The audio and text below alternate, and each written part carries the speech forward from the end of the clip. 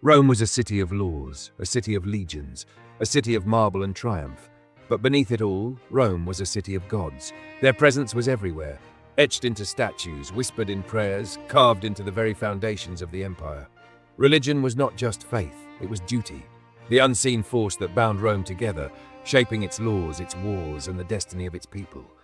To be Roman was to worship, to sacrifice, to honor the gods and trust that their favor would keep Rome eternal. At the heart of Roman faith stood a pantheon of gods, borrowed from Greece, but forged anew in Rome's image. Jupiter Optimus Maximus, king of the gods, ruler of the skies, guardian of Rome itself. His temple on the Capitoline Hill was more than a sanctuary, it was a symbol of Roman supremacy. Victorious generals marched there first, offering thanks before basking in the glory of their triumphs. Beside him stood Juno, protector of the Roman state, and Minerva, goddess of wisdom and war. But the gods did not dwell only in marble temples. They were present in every home, in every fire, in every whispered prayer before battle.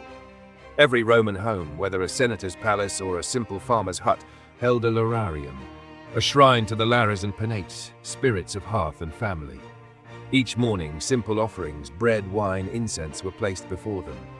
A quiet ritual, yet one that kept the household within the gods' favor, for to neglect the gods was to invite misfortune.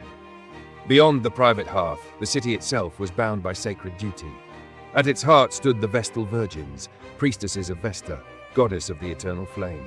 6 women, chosen as children, sworn to 30 years of service. Their task was simple, yet vital, to keep Rome's sacred fire burning. For if the flame died, it was said, so too would Rome. And if a Vestal broke her vow of chastity, the punishment was severe. Buried alive, entombed beneath the very city she had sworn to protect. Rome's calendar pulsed with festivals, sacrifices, and sacred games, a careful choreography of faith and spectacle. During the Ludi Romani, held in honor of Jupiter, the city became a stage for the gods. Chariot races thundered through the Circus Maximus. Gladiators clashed beneath the watchful gaze of the divine. The people feasted in Jupiter's name. And then came Saturnalia, the festival that turned Rome upside down. Slaves dined as equals with their masters. The streets rang with laughter, gift-giving, and revelry. For one brief moment, the rigid order of Rome dissolved into joyful chaos. Yet for all its splendor, Roman religion was not merely belief. It was power. It was politics. In Rome, the gods did not stand above the state. They ruled alongside it. The Pontifex Maximus, Rome's highest priest, was no cloistered holy man. He was a political force, often a senator, sometimes even an emperor. Augustus, Rome's first emperor, understood this well. He revived ancient rituals, restored crumbling temples, and cast himself as the restorer of Roman faith, a ruler favored by the gods. Later emperors would push the bond between power and divinity even further.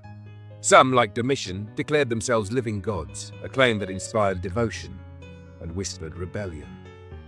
For centuries, the gods of Rome reigned unchallenged. Their temples rose across the empire, from the windswept forts of Britannia to the sun-baked cities of Egypt. Their statues towered over forums, markets, and battlefields alike.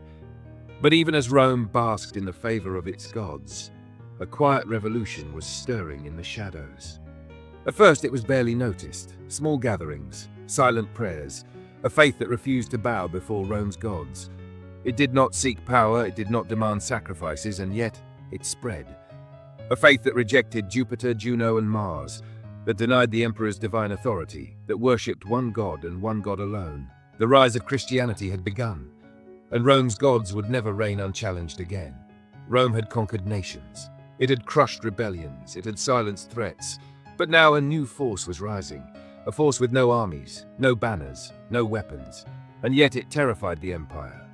At first it was ignored, then it was feared, then it was hunted. But no matter how fiercely Rome struck, Christianity would not die, it would only grow. Christianity did not emerge alone. Its earliest followers were Jews, a people shaped by centuries of exile, of conquest, of resistance. In Rome's eyes, the Jewish people were a restless and defiant presence, tolerated but never fully trusted. By the time of Emperor Hadrian, Rome's patience was wearing thin. Then came 132 CE. The simmering tensions in Judea erupted into open rebellion, the Bar Kokhba revolt. Led by Simon Bar Kokhba, the Jews rose in a desperate bid to reclaim their homeland. For 3 years, they fought with unyielding ferocity. Hadrian's response? Merciless. He unleashed his finest legions, his most ruthless generals. And he did not simply defeat the rebellion, he erased it. Hundreds of thousands were slaughtered, entire cities were reduced to rubble. Jerusalem was renamed Aelia Capitolina. The Jews were banned from even setting foot in their holy city. Judea itself was stripped of its name, replaced with Syria Palestina, a calculated insult meant to sever the Jewish people from their past. It was a wound that would never fully heal. Yet even as Jewish resistance was crushed into the dust, another faith was taking root. One that would challenge Rome not with swords, but with something far more dangerous, an idea. Unlike the Jews, Christianity had no homeland, no armies, no temple of stone. And yet, it posed an even greater threat, because to be Roman was to honor the gods of the state, to offer sacrifices, to swear loyalty to the emperor, not just as ruler but as a living god. Christians refused.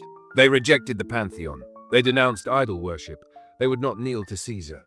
To Roman officials, this was not faith, it was treason. The first great persecution came under Nero. In 64 CE, a fire engulfed Rome. The city burned for 6 days and 7 nights. Whispers spread that Nero himself had set the flames. Needing a scapegoat, he turned his wrath upon the Christians. They were arrested, tortured, executed with a cruelty so savage that even Rome recoiled. Some were burned alive, their bodies lighting Nero's gardens at night. Others were thrown to wild beasts in the Colosseum, their screams drowned by the roar of the crowd. And yet, the faith endured. More persecutions followed.